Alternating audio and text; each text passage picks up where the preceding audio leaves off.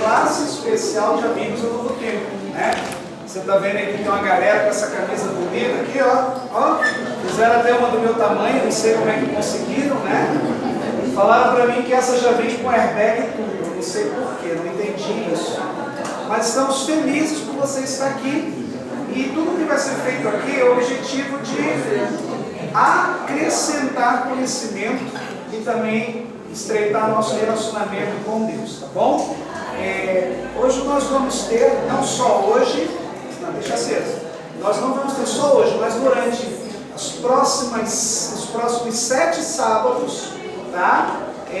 Conosco o pastor Patrick, que é o nosso líder de evangelismo, é o representante a nível de Rio de Janeiro da Novo Tempo, né? O pastor Patrick é evangelista há muitos anos, é um evangelista internacional, já fez evangelismo fora do Brasil, uma pessoa que tem um jeito muito especial para falar de Jesus, tá? Eu quero já agradecer, está sendo assim super importante para a gente, tá bom? Eu queria fazer uma oração com vocês, porque a gente vai estudar o livro em que nós pedimos que o autor esteja presente, né? Então nós como cristãos temos o hábito de pedir sempre que Deus nos oriente naquilo que nós vamos estudar, tá bom? Então assim como você está, eu gostaria de pedir que você fechasse os olhos para nós levarmos a Deus uma oração.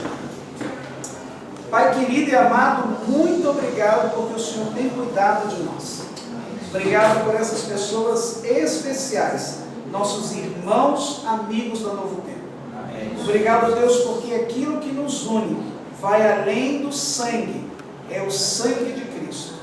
Obrigado, Senhor, por este momento. Abençoa-nos, abençoa o pastor Patrick na condução do tema desta noite e que o conhecimento de Jesus possa abrir a nossa mente para o grande amor e o grande plano da salvação. Obrigado por nos ouvir. Oramos agradecidos em nome de Jesus. Amém.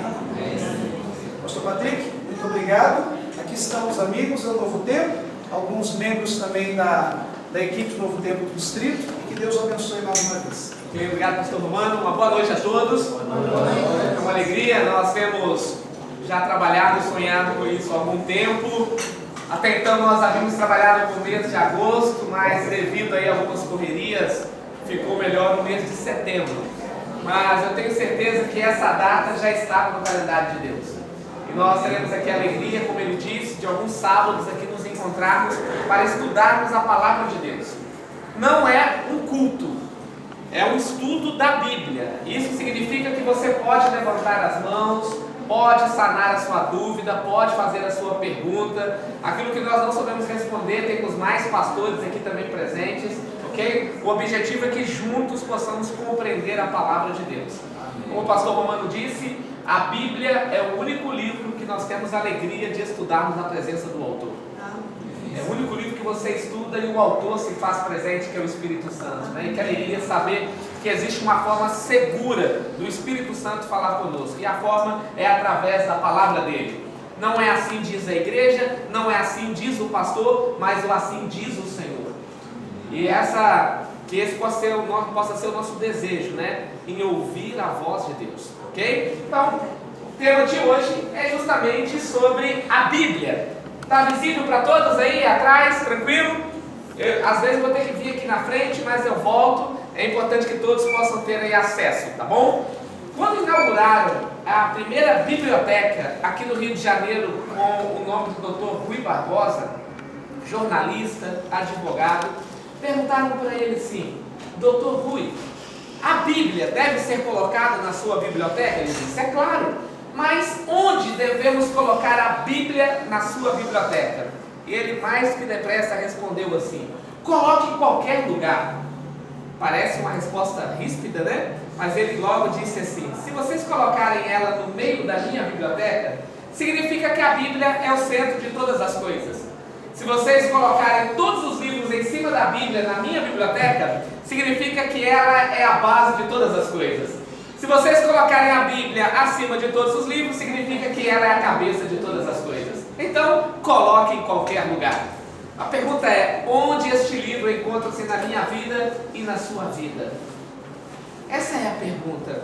Hoje de manhã eu estava na igreja de Jardim Letícia, em Campo Grande. E eu contei uma experiência que aconteceu comigo na Angola no ano de 2020.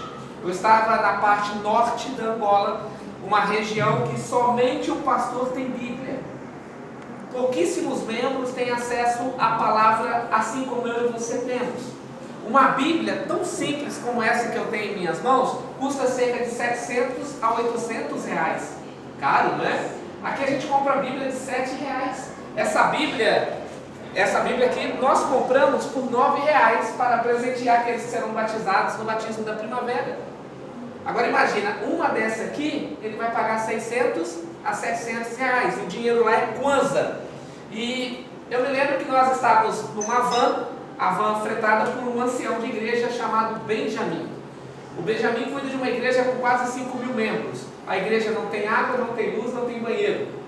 Não tem microfones, não tem caixa de som, não tem nada do que eu e você estamos acostumados.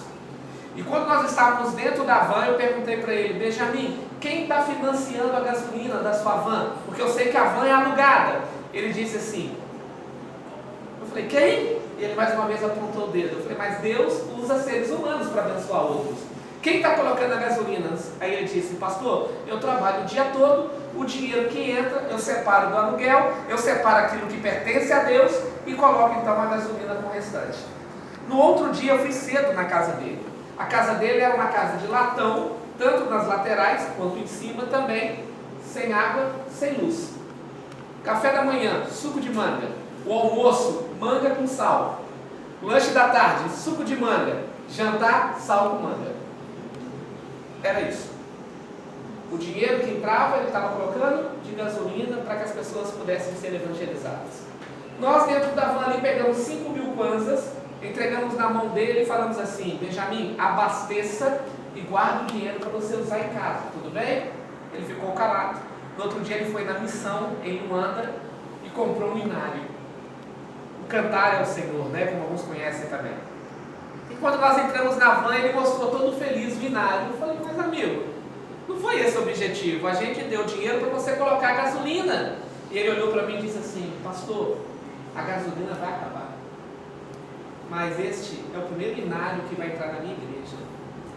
Este é o primeiro inário que vai entrar na minha casa. Então esse aqui eu vou lembrar de vocês para todo sempre. Eu queria mesmo, pastor Patrick, comprar uma Bíblia, porque ninguém tem Bíblia na minha igreja. Então eu queria comprar uma Bíblia, mas a Bíblia é muito cara. Então o inário está em promoção, porque todos agora é para ter inário. Então, pastor, eu queria comprar uma Bíblia, mas não deu. Eu fui ordenado no ano de 2010. E quando eu fui ordenado, eu ganhei uma Bíblia da Enders, uma Bíblia deste tamanho, com o meu nome. Ali estava o carimbo do dia que eu fui ordenado pastor. Eu peguei a minha Bíblia e dei para ele. Falei: esse aqui é um presente meu para você. Ele: não, eu não posso aceitar. Eu falei: é um presente, é seu. Ele freou a van, pegou a van, desceu do carro, colocou a Bíblia no peito e disse assim: obrigado, Senhor. É a primeira Bíblia que eu seguro nas minhas mãos. É a primeira Bíblia que também vai entrar na minha igreja. Quantas Bíblias você tem em casa? Quantos de nós temos acesso, não é, à palavra de Deus, e quantas pessoas sonham em segurar pela primeira vez este livro? Sabe, o que nós vamos fazer aqui é conhecer um pouco melhor deste livro, um livro tão amado, tão desejado, algo que tocou profundamente no coração dele, mas eu digo para vocês, tocou muito mais no meu. Eu tenho mais de 20 exemplares de Bíblia em casa. Todo evento que a gente vai, a gente ganha uma Bíblia de presente. Agora ele, numa igreja de quase 5 mil membros, não tinha uma Bíblia, irmãos. É muita gente, mano. É muita gente. É muita gente. E nós não tínhamos microfones e nada para pregar. O Ayrton Killer está acostumado a conhecer o povo lá do seu genro, não é isso? O pastor Ayrton está acostumado. Ele sabe como funciona lá. Então assim, você percebe que ao lermos este livro, eu repito mais uma vez, é a alegria de ouvir Deus falando conosco. Então, o que nós precisamos aprender a respeito da Bíblia? A Bíblia é 1.600 anos de história. 1.500 anos antes de Cristo, 100 anos depois de Cristo. 40 homens foram usados por Deus para compor este livro. A Bíblia, ela não segue uma ordem cronológica de escrita. ela segue uma ordem temática. Por que ela não tem uma ordem cronológica, pastor Patrick? O Antigo Testamento, o primeiro livro que foi ser escrito foi o livro de Jó. Já pensou você abrir a Bíblia e encontrar Jó em primeiro lugar? Ficaria estranho, não é? Falando de morte, falando de um pai que perde 10 filhos em um dia, seria muito estranho. A Bíblia foi escrita de forma temática. Quer ver mais um detalhe? No Novo Testamento, sabe qual foi o primeiro livro a ser escrito? A Carta de Tiago. Sabe qual foi o último a ser escrito? O Evangelho de João. A gente acha que é o livro do Apocalipse porque está lá no último, né? Mas não, o primeiro livro a ser escrito por João foi o Apocalipse. O primeiro evangelho a ser escrito foi o Evangelho de Marcos. Então você percebe que ela não tem uma ordem cronológica, ela tem uma ordem temática. Para quê? Para facilitar aquele que está estudando a Bíblia se localizar na linha do tempo, tá bom? Então ela não tem uma ordem cronológica, ela tem uma ordem temática. Então nós temos 1600 anos de história. A Bíblia, ela tem uma escrita própria também. Ela foi escrita em 3 línguas. A primeira língua da Bíblia é a língua hebraica. Você tem algumas porções do aramaico e você tem também a língua grega do Novo Testamento. Então, o Antigo Testamento, hebraico e aramaico. Novo Testamento, a língua grega. Por que que muitos... Muito obrigado, viu? Eu vou só colocar aqui, porque senão dou um tapa nele. Por que que muitos têm dificuldades em entender a Bíblia? Porque querem ler a Bíblia com a mente ocidental. A Bíblia, ela tem uma linguagem própria, eu já mostrei. Mesmo que ela esteja traduzida no português, ela traz a cultura do povo hebreu. Ela traz a cultura onde ela foi escrita. Eu estive em Israel há 30 dias atrás, mais ou menos. Passamos lá 15 dias. Tive a alegria de visitar todos os lugares onde são conhecidos como os lugares bíblicos. E é interessante como que a cultura difere da nossa. Quer ver uma delas?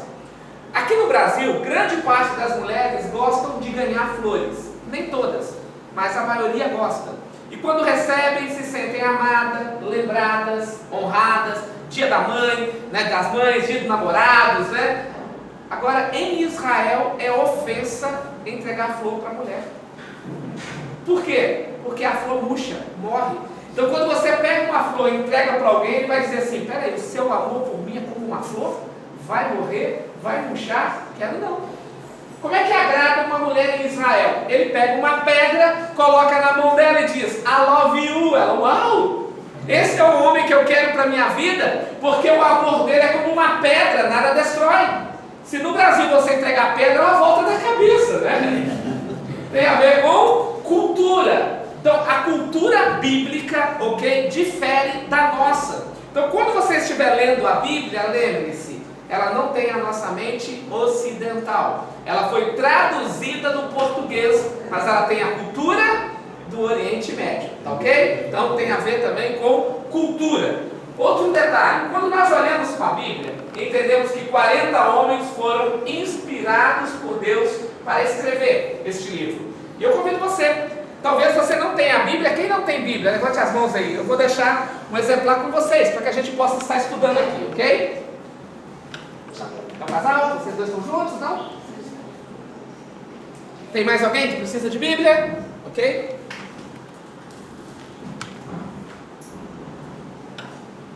Mais alguém que precisa?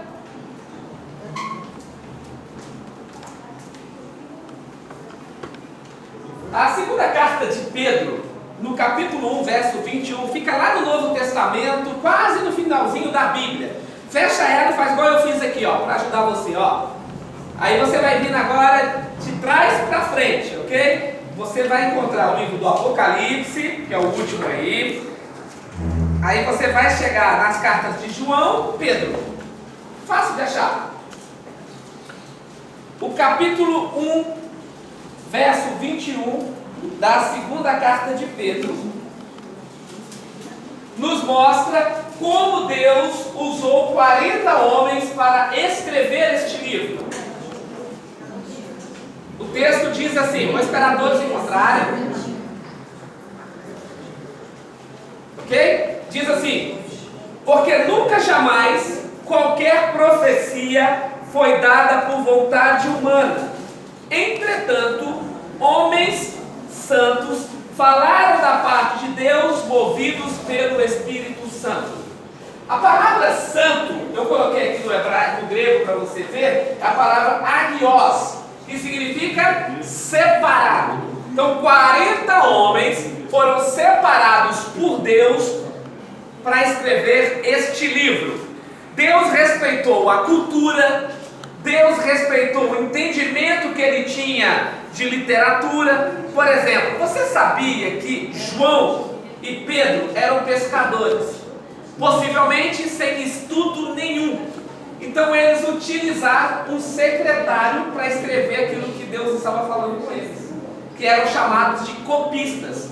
Paulo, quando estava preso, usou também um copista chamado Tércio. Aparece lá em Romanos capítulo 16, verso 22. Então muitas vezes a pessoa que recebia a inspiração, ele ditava para que alguém pudesse escrever, ok? Agora, a palavra inspirado é essa palavra grega aqui, ó, theopneustos. Theos é o nome de Deus no grego, ok? Pneusto, soprado. Então a palavra theopneustos, que é inspirado, significa soprado por Deus. Deus então soprava, né? Agora fica estranho para nós. Então, é isso que Deus fazia? Não. Lembra que nós estamos falando da cultura que é diferente da nossa? Se eu falar assim, a irmã está fazendo uma prova e eu soprei no ouvido dela a resposta, o que eu passei para ela? A cola. Então o que está acontecendo aqui? Era Deus falando no ouvido do profeta, ok? Então essa expressão soprado não é como a gente imagina, o sopro aqui é você passando para alguém. Ficou claro? Ok? Um dia perguntaram para esse grande teólogo, ele é muito respeitado no mundo acadêmico, chamado Karl Barth.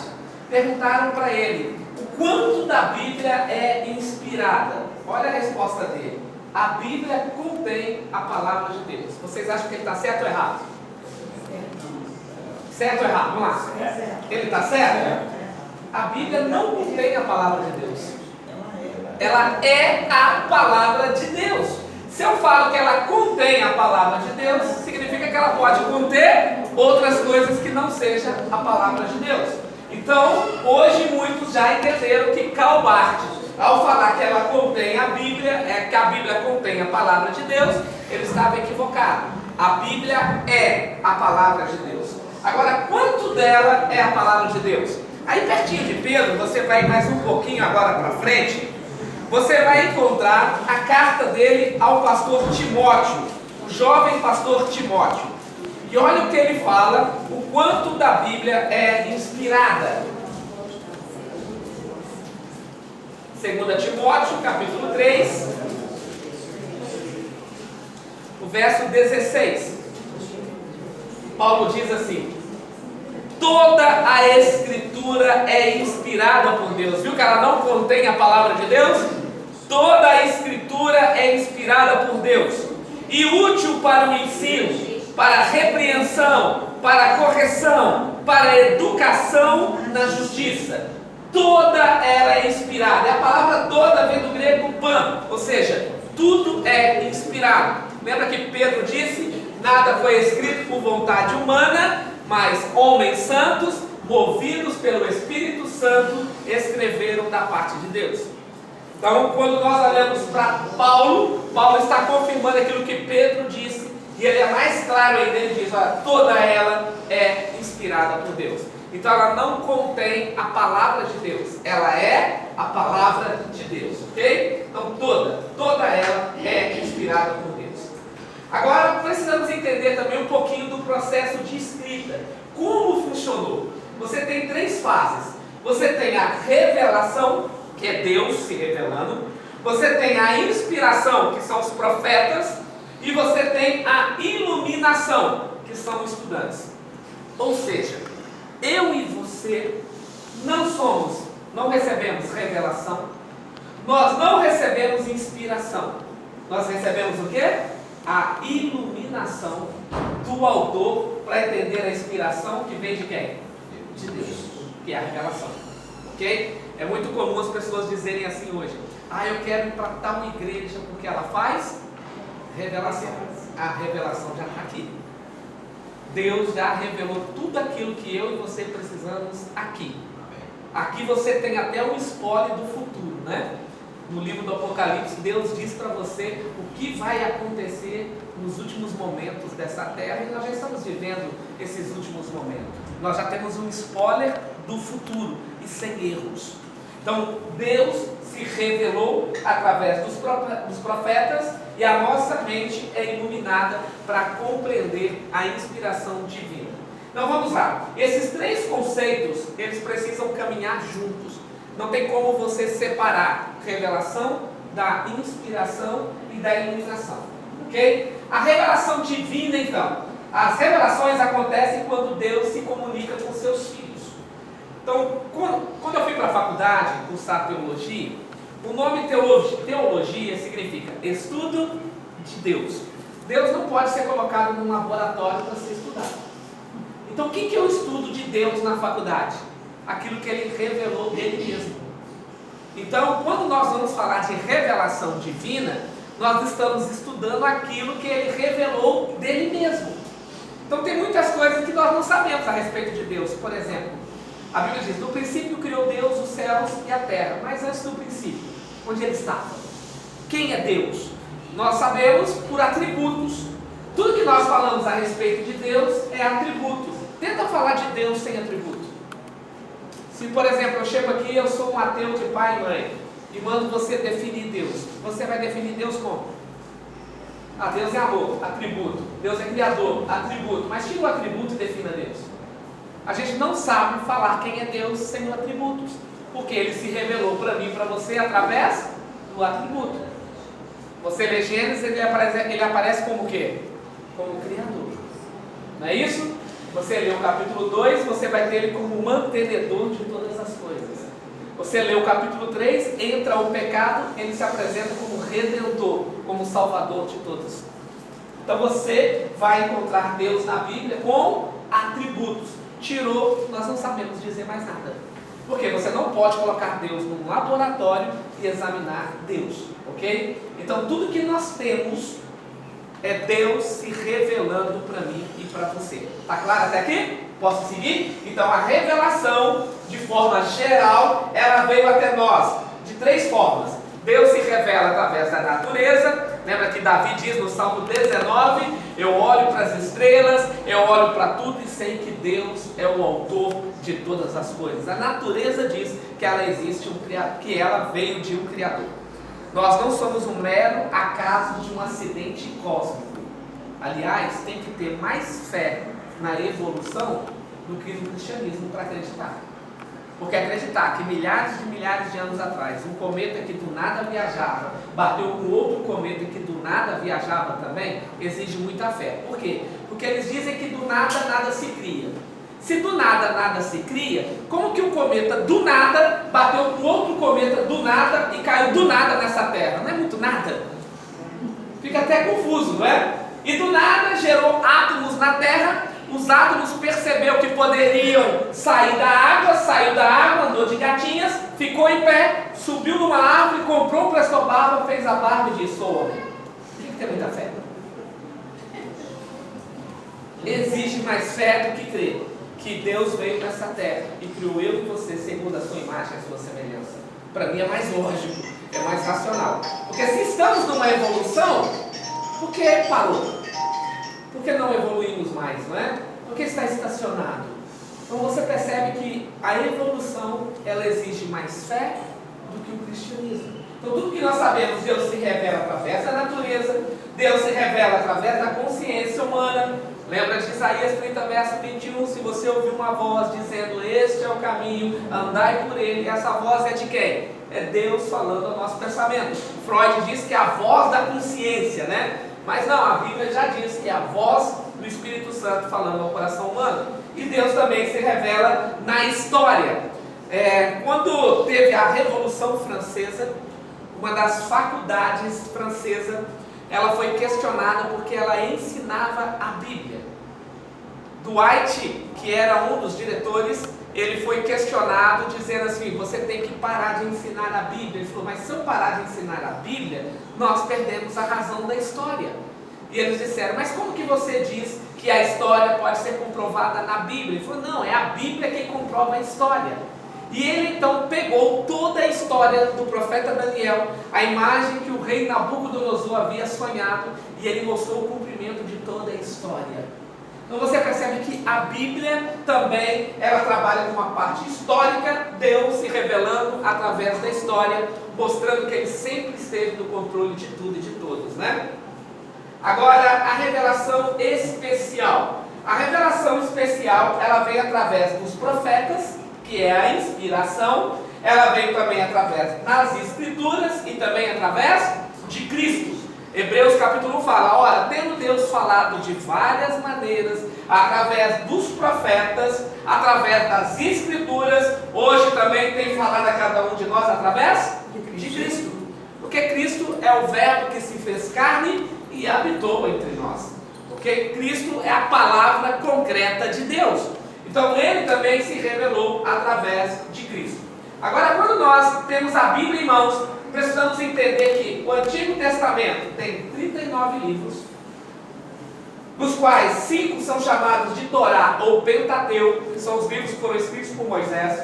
Você tem os livros históricos, que são 12. Você tem livros poéticos, que são 5, e 17 livros proféticos, conhecidos como profetas maiores e profetas menores, ok? Então aqui é a composição do Antigo Testamento. No Novo Testamento, você tem 27 livros, 4 são evangelhos, Mateus, Marcos, Lucas e João. Você tem o livro histórico, que é o livro de Atos. Você tem as cartas, que são 21 livros ou 21 cartas. Aí você tem a carta de Tiago, carta de Pedro, carta de Paulo, ok? Carta de Judas, não o Iscariote, mas o Judas Tadeu, ok? E você tem o livro profético, que é o livro do Apocalipse, escrito por João. Então aqui é a composição do Antigo Testamento e aqui é a composição do Novo Testamento.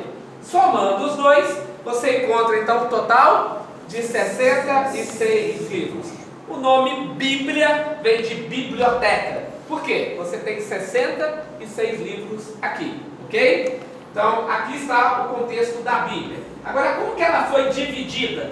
Lembra que eu iniciei dizendo, ela não tem uma ordem cronológica, ela tem uma ordem temática. Então ela foi canonizada, ok? De forma temática. Livros históricos, 90% quando você lê um livro histórico é literal. Quando você está no livro profético, 95% é simbólico. Deixa eu explicar. Você está no livro histórico. Quais são os livros históricos da Bíblia? O livro de Gênesis é histórico ou profético? É histórico. Já aconteceu, é Deus explicando como Ele criou todas as coisas, como o pecado entrou neste mundo, como Israel deixou de ser um povo escravo e se tornou uma nação. Então é um livro histórico. No livro histórico, quando você encontra pedra, é igual pedra. Quando você encontra mulher, é uma pessoa de carne, de ossos e de sangue. No livro profético, pedra representa Jesus Cristo. No livro profético, mulher representa o quê? Igreja. Então eu tenho que saber a categoria do livro que eu estou lendo para interpretar a Bíblia corretamente. Por que a gente tem tantas doutrinas erradas?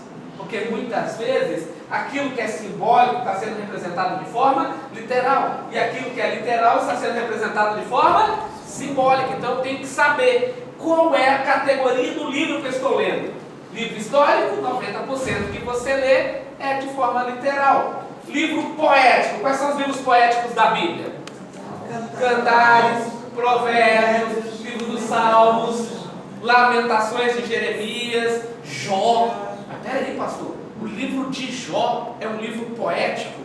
Quando a gente lê a poesia no Brasil, a gente imagina o quê? Rima. A nossa poesia, ela exige uma rima. A poesia hebraica é narração do sofrimento humano por causa do pecado. Um cantor brasileiro chamado Luiz Gonzaga compôs uma música em estilo poeta, em poesia, Asa Branca. Lembra do que ele conta na música? O gado estava morrendo porque havia seca, não havia água, não tinha pasto. Então ele compõe uma música, ok? É a mesma coisa quando Moisés escreve o livro de Jó.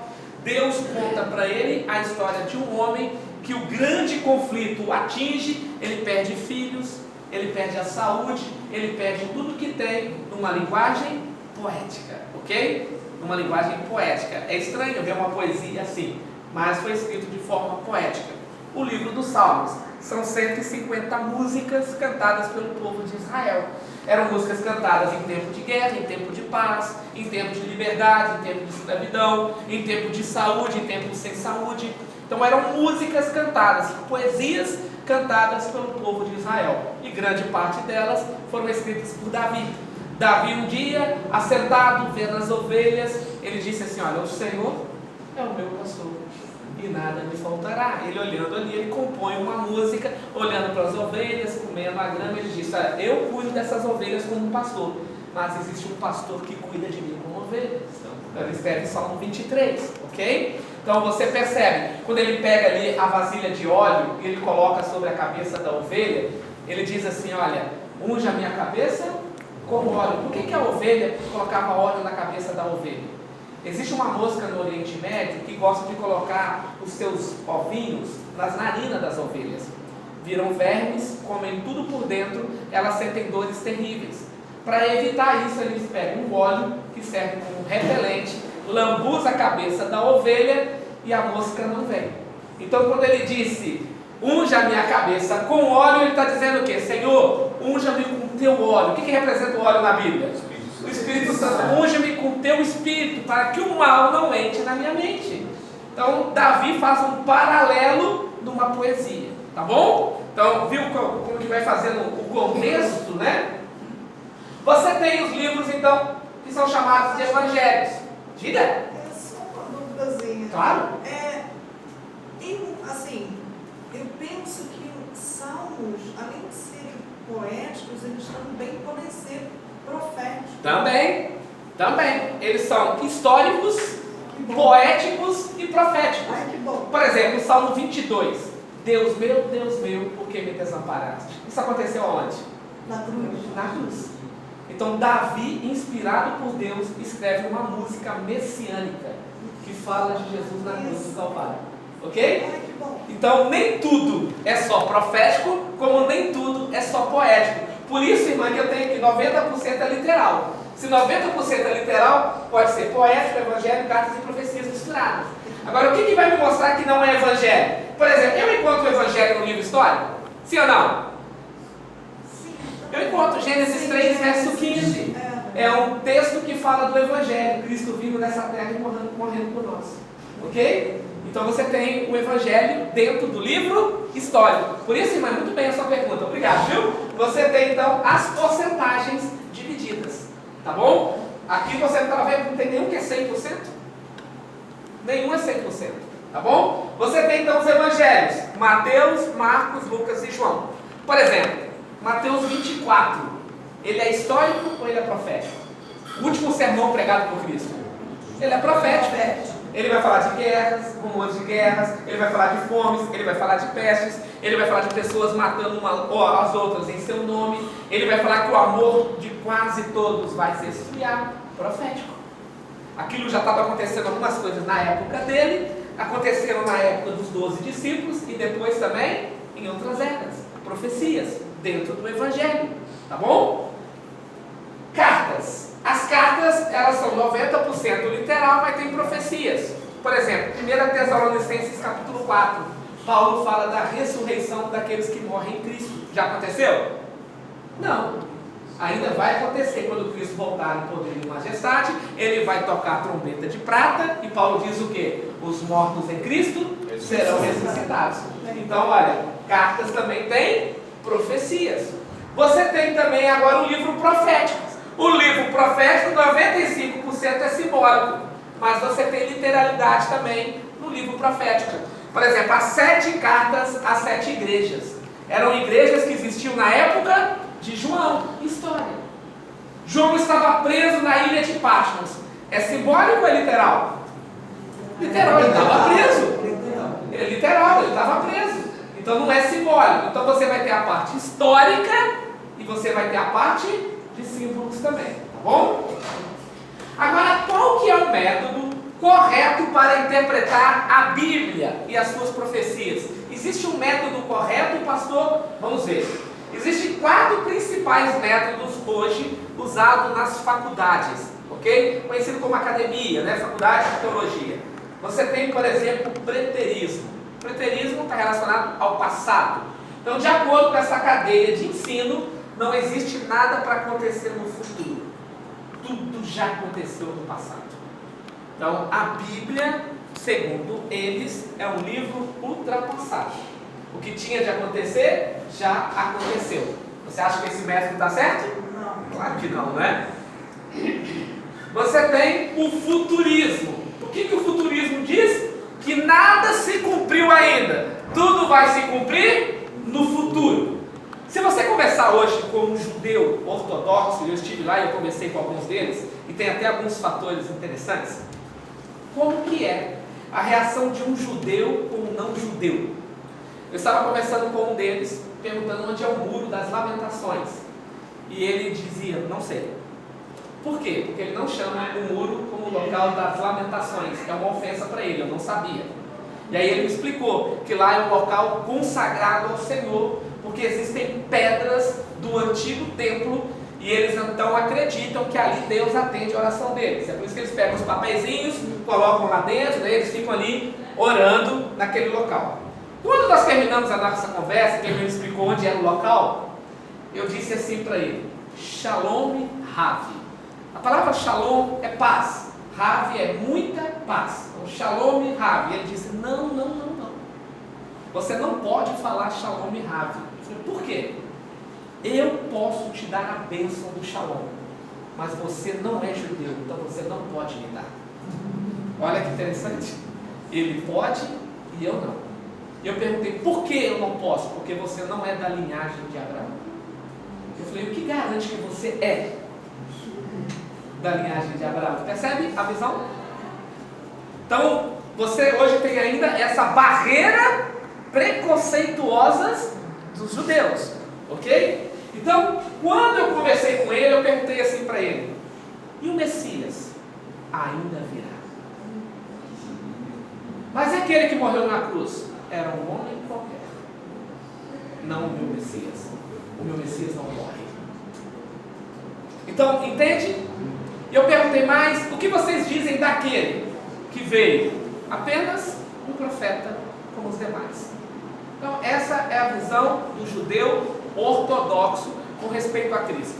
Se você estiver em Israel, qualquer lugar onde Cristo passou, e você perguntar para um judeu, ele não vai dizer para você. Ele não fala.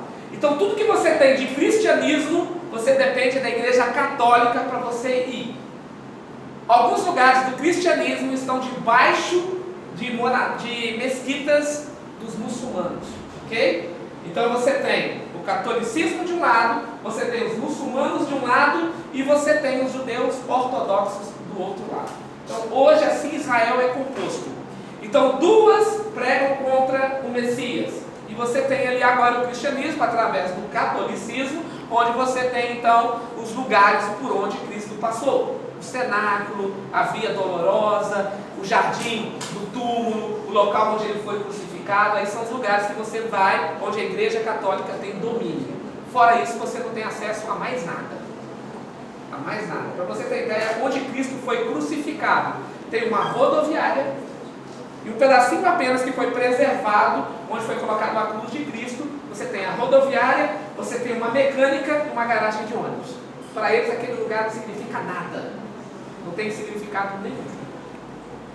Você chega no túmulo de Cristo, é um local que foi preservado por um grupo de protestantes que conseguiram manter aquele local e ele é financiado de forma filantrópica. Então, vários lugares do cristianismo hoje estão abaixo de escombros. O cemitério muçulmano que está em cima do Gólgota, e letras gigantes, garrafais, escrito assim: só Alá é Deus. Só Alá é Deus. Então, essa é a visão que você tem lá hoje, ok? Para eles, tudo ainda vai se cumprir. Nada se cumpriu. Você acha que esse ponto está certo? Também não. Você tem o idealismo. O que é o idealismo? Profecias são símbolos espirituais. Então, existem pessoas que vão pegar este livro aqui e vão aplicar este livro à política brasileira. Isso é certo ou errado? Errado. A Bíblia não está presa à política do nosso contexto. Eu estava vendo um pastor pregando outro dia, e me desculpe que eu vou falar aqui, não pense que é algum partidarismo. Eu vou dizer o que esse pastor, que crê nessa cadeia, estava dizendo. Ele dizia assim: olha, eu vou mostrar para vocês na Bíblia que o PT é a besta. Como que ele vai fazer isso? Ele disse assim: qual é o partido do PT? É o número 13. Qual o capítulo que fala da besta na Bíblia? É o capítulo 13. Qual é a cor do PT? Vermelho. Qual que é a cor da besta?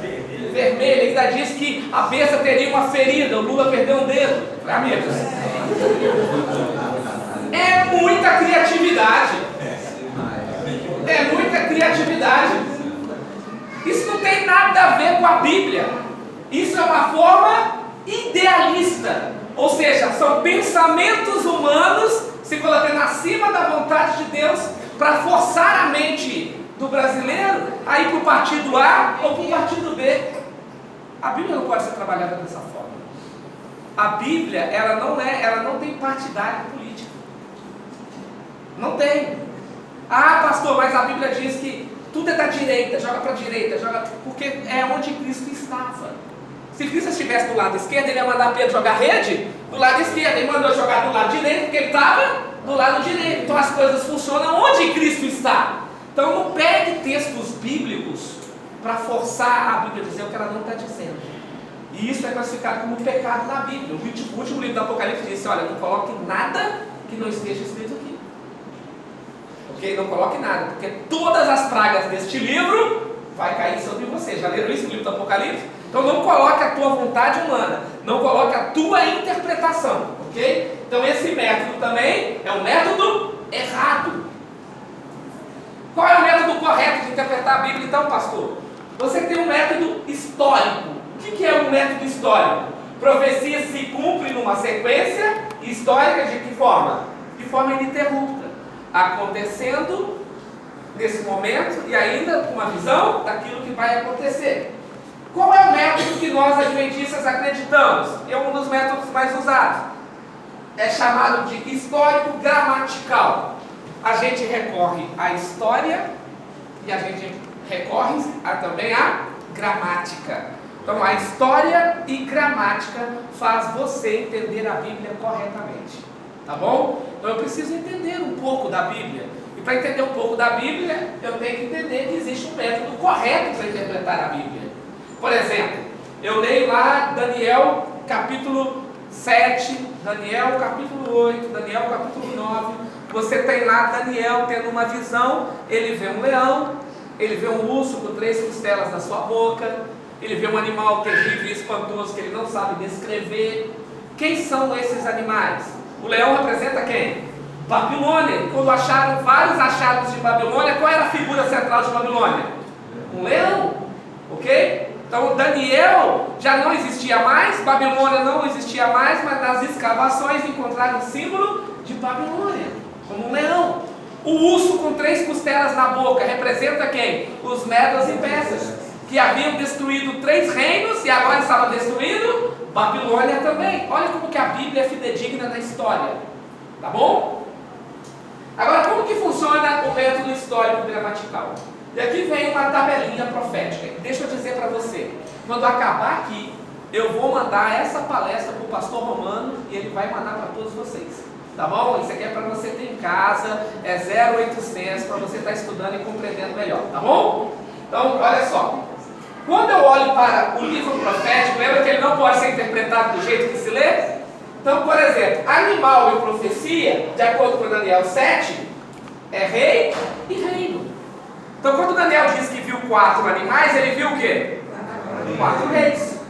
Por exemplo, o primeiro animal, leão, representando Nabucodonosor. ele vê o segundo urso, e esse urso tinha um ombro mais alto do que o outro, ele diz. Esse urso representava quem? Os Medos e Persas, Dario e Ciro, ok? Ele vê um outro animal, ele vê agora um bode, e esse bode tinha um único chifre. Quem é esse bode?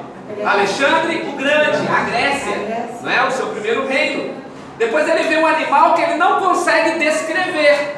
E esse animal, ele não descreve ele, diz, ó, não posso descrever, mas eu vou dizer o que ele vai fazer. Ele vai matar os santos do Altíssimo, ele vai jogar o sacrifício de Cristo por terra, ele vai fazer um monte de coisa. Ele descreve o animal, mas ele não sabe dizer quem era o animal, ok? Então eu sei por quê. Eu estou num livro profético, que não pode ser entendido da forma que se lê. Então, animal é igual rei ou reino. Opa, apagou aqui. Pronto. Mulher em profecia é igual? Igreja. O que vai me dizer? Efésios capítulo 5, o verso 23 adiante. Águas em profecia são povos e multidões.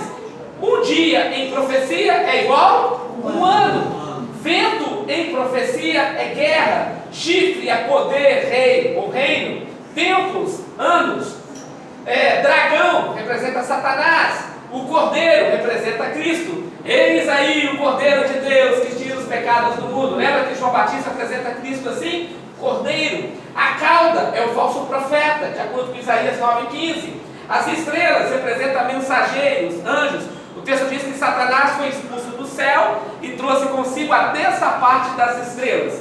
Estrela é o quê? Anjos. Ele trouxe com ele a terça parte dos anjos. Apocalipse significa revelação. Então, quando você estiver lendo um livro profético, você tem uma tabelinha e você vai receber essa tabela mostrando para você o que é o que na profecia. Tudo bem? Um trabalhinho aqui para nós entendermos. Abra sua Bíblia, Apocalipse capítulo 12. Se você não consegue, tá fácil aqui. Ó. Eu tenho o texto aqui. Viu-se um grande sinal no céu. Uma mulher vestida do sol, tendo a lua debaixo dos seus pés, e uma coroa de 12 estrelas sobre a sua cabeça. Nós temos aqui mulher, sol e estrelas.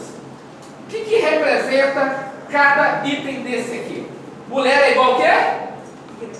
Igreja. Por que eu sei que mulher aqui é igreja? Livro profético. Parabéns. O que representa o sol? Salmo 84, verso 11 diz que o Senhor é o sol da justiça. O que representa o sol aqui? Jesus. O que representa estrelas? São 12 estrelas. As 12 estrelas, lembra alguma coisa? Os 12 discípulos, né? Os 12 mensageiros. Então você tem uma mulher, uma igreja coberta com a justiça de Cristo, que deu início com os 12 discípulos. Por que eu fiz essa interpretação? Porque eu estou dentro de um livro profético que requer essa tabelinha para a gente compreender. Ok? Pastor, só mais uma pergunta. Fica à vontade, é para isso mesmo, Marcos. E poderia também, assim, aí a gente está falando do judeu remanescente. Certo. Poderia também estar inclusas 12 tribos de Israel, no sentido de que aqueles que creem, porque já existe rabino messiânico, Claro. aqueles poderiam Então, irmã, a Bíblia fazer uma referência? Claro, com certeza. Os 12 discípulos, os 12. Por que eu digo? Porque a Bíblia é muito clara em dizer que o povo de Israel seriam cortados, Romanos capítulo 10. Mas depois Paulo diz assim, mas eu vou enxertar. Tem promessa. Tem promessa. Eu vou enxertar os gentios. E eles farão parte das 12 tribos. Amém. Então, nós somos enxertados Isso. na videira verdadeira que é Cristo Jesus. Não é? Nós somos enxertados. Então você tem todo esse paralelo. Então a senhora não está errada, viu? A Bíblia diz que nos últimos momentos dessa terra, o remanescente é que será salvo. Isso está no livro de Romanos, carta aos Romanos, capítulo 9, verso 27, e no capítulo 11, verso 5 e verso 6, dizendo que o remanescente é que será salvo. Ok? Então você tem essa parte de interpretação. Eu faço um apelo para você. A partir de hoje, eu gostaria você de colocar esse livro em primeiro lugar na sua vida, no seu coração, em buscar entendê-lo na beleza da tua santidade. É seu desejo? Amém? Vamos lá, temos perguntas? Agora é o momento de trabalharmos as perguntas. Nós temos aí 5 minutos para finalizarmos na hora certinha, 7 horas. Alguma pergunta, alguma contribuição? O momento é esse. Tem um lanche todo especial preparado ali pra gente também, tá bom? Não tenha vergonha. Perguntas? Dizem por aí. E quando o auditório não tem perguntas, pode ser duas coisas. Ou vocês não entenderam nada que eu falei, não é? E a segunda, compreenderam tudo e não ficou dúvida nenhuma. Qual que é a segunda? A primeira ou a segunda opção? É a segunda opção? Então tá bom. Sábado que vem nós vamos adentrarmos mais um pouco dentro da Bíblia.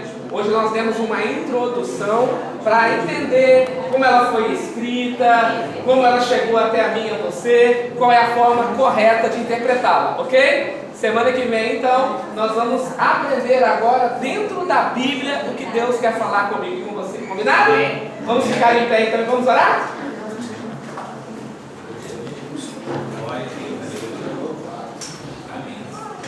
Senhor nosso Deus e nosso Pai, nós louvamos o Teu santo nome, porque o Senhor é digno.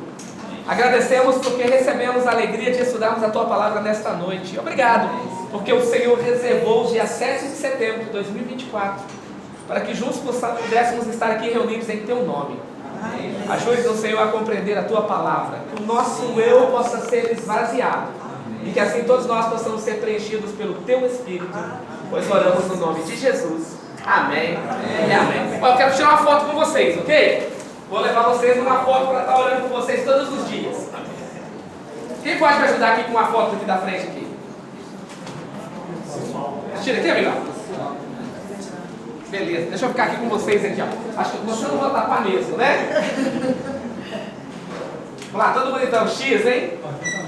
Pode juntar mais aqui, ó. Peraí, só um minutinho. Cadê o pastor? Vem, pastor. Segura só um pouquinho. Pequenininho, que também não tapa ninguém, não. É menor. A outra é menor. Aí, ela chegou aqui do lado também. Aí. Pode? Pode. 1, 2, 3 e... 1, 2, 3 e... 1, 2, 3 e... Beleza. Gente, obrigado. Pastor Romano, as palavras agora é contigo. Já fiz, já. Muito bem, queridos, muito obrigado, tá? Mas ainda não terminou, tá bom? Vocês já receberam a primeira parte da bênção, que foi a bênção espiritual. Agora eu quero convidar você, gentilmente, a se dirigir para frente da igreja, e nós preparamos um lanchinho simplesinho, mas com todo amor e carinho, tá bom? Então vamos lá, o pastor Patrick vai na frente ali. Pode puxar, pode. Então tá. Então vamos ali que a gente preparou um lanche para você.